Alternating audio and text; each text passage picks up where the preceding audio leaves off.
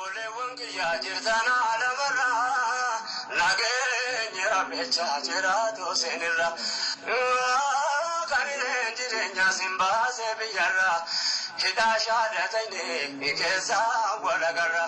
qaamaan faffagaannee jiraannu solirra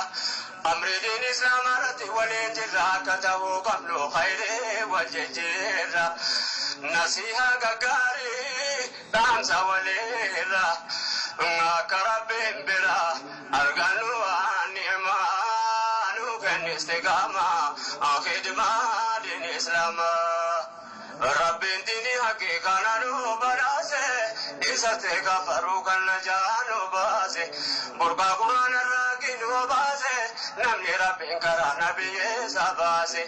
kan kara jalina rana janu base nam far sarabe go olgabe asases